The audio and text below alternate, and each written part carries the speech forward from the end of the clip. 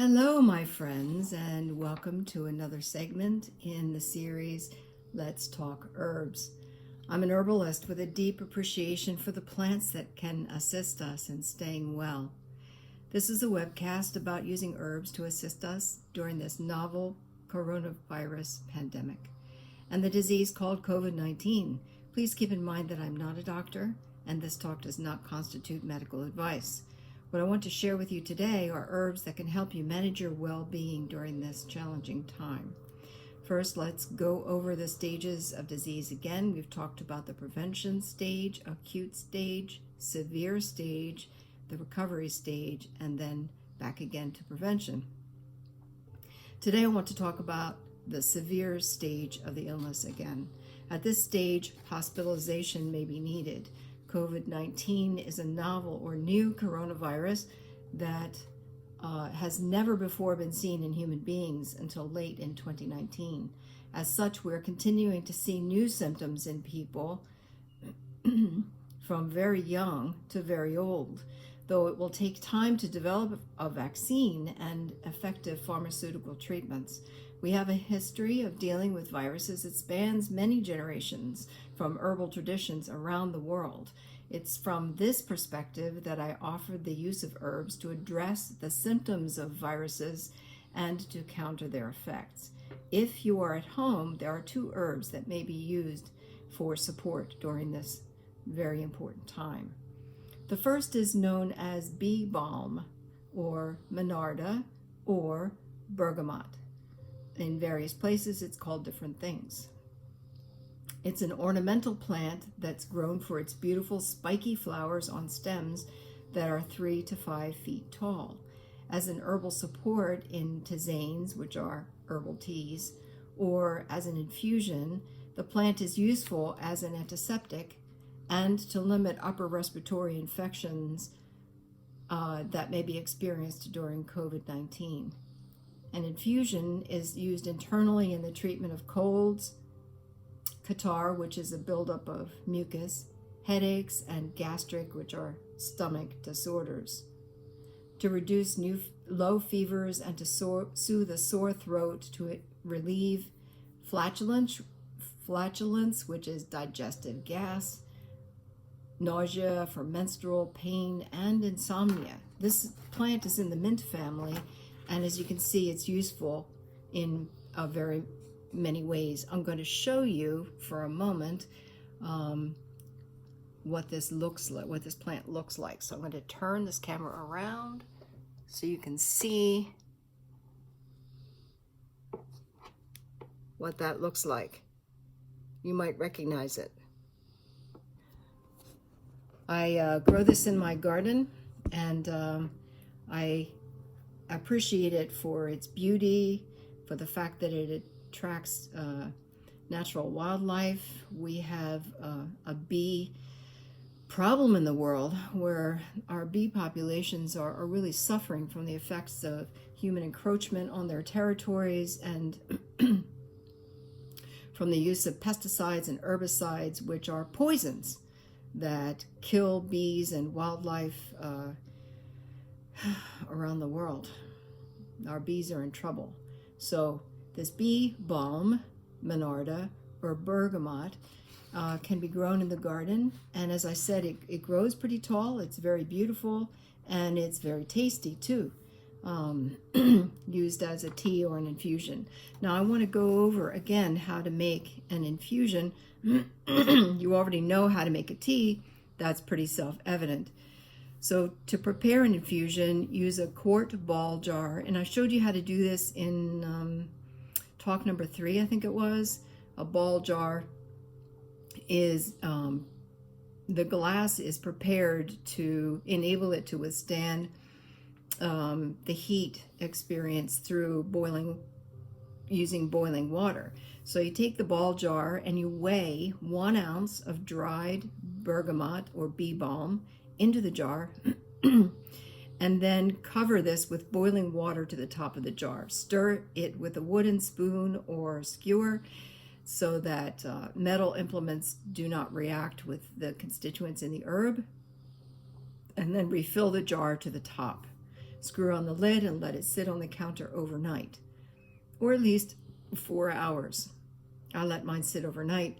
And then in the morning, you want to open the jar, strain out the herb, use the liquid in the jar. Now, the idea is to consume the whole quart of liquid in a 24-hour period. Someone who's very sick may not want to do that, so I would recommend using spoonsful of it as the person can tolerate it. It can be used warmed. You can add sweetener to it if you wish. It's in the mint family, as I mentioned, and it's pretty tasty all by itself. So it might be tolerated by the person to help with the symptoms of the virus. It can be used in greater quantities, as I mentioned, the whole quart during a 24-hour period. The second herb that I want to focus on today is something that should be used much more sparingly. I have used it in the past when I myself have had bronchitis, which I have mentioned before can happen to me. I have an underlying lung condition which makes me susceptible to bronchitis and to pneumonia.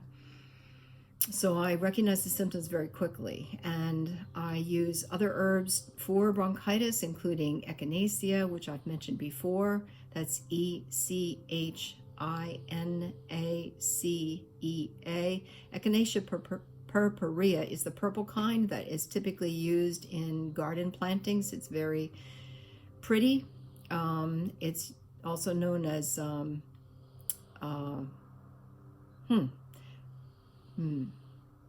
I'll think of the name of it in a minute. Purple something. However, another variety is more medicinally useful, echinacea, and I'm not thinking of that at the moment either. But in any case, using echinacea as a tincture is helpful, and for using poke root now. Poke root is something that, if you look it up online, you have to be careful with. You use it in very small quantities and for a limited period of time. When I have had bronchitis, because I am apt to get it and because it can be hard to shake, I use poke root to up the herbal effectiveness of the combination of herbs that I might be using for bronchitis. Poke root should be used in very small quantities, just a couple of drops at a time in a small amount of water. Used wisely, poke root cannot be beat as a remedy for lingering colds, for flu, sinusitis, bronchitis, and other respiratory infections. It kicks the immune system into high gear. So used together with other things, including typical pharmaceutical antibiotics during the time. COVID-19 is a virus, but the virus impacts the immune system to make it more susceptible to bacterial infections. And if in fact there is a bacterial infection that is also in the body, then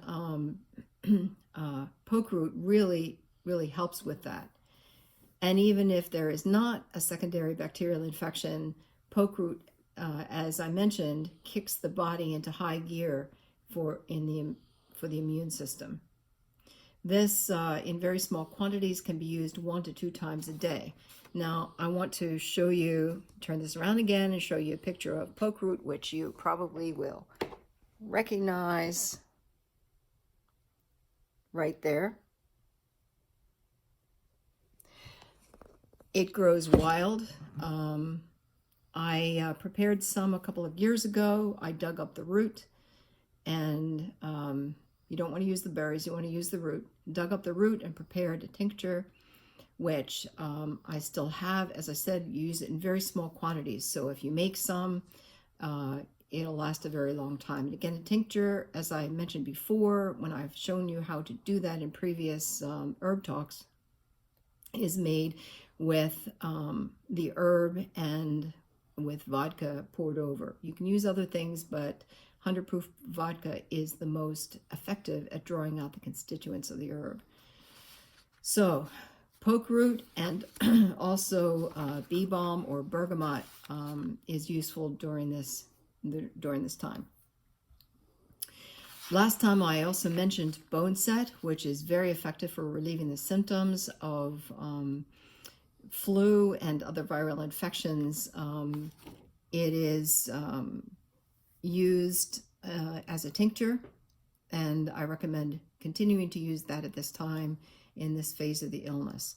Also, elecampane, which I mentioned in number 5, I think, herb talk, is a decongestant, which is very effective. So any or all of these can be used in this acute stage of the illness. So today we've talked about elecampane, bone set, poke root, and bee balm, or also called monarda or bergamot. So my friends, these things can help during the acute phase of the illness.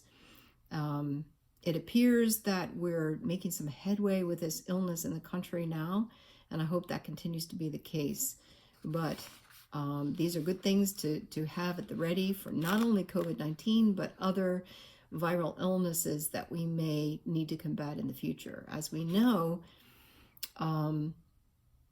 there have been repeated episodes of viral illnesses that jump from animals, typically bats, to human beings. And so in the future of the human race on this planet, we may have other viral illnesses that we need to combat. So having these things at the ready can really help us combat flu and other coronaviruses, including colds, flu, and future pandemics. Now, for resources, I have mentioned before a book that I showed you in number 5. I'll show it to you again, which is very good. That's Stephen Buhner, Buhner, Herbal Antivirals. And also, you can get these herbs or tinctures. You can get the dried herbs from mountainroseherbs.com. I've mentioned them before. From Frontier Co-op, COOP.com. You can get the tinctures from herb-pharm.com. You can get the dried herbs from pacificbotanicals.com. And so, friends, I hope you stay well. And if you need these herbal supports, use it in good health and a return to good health.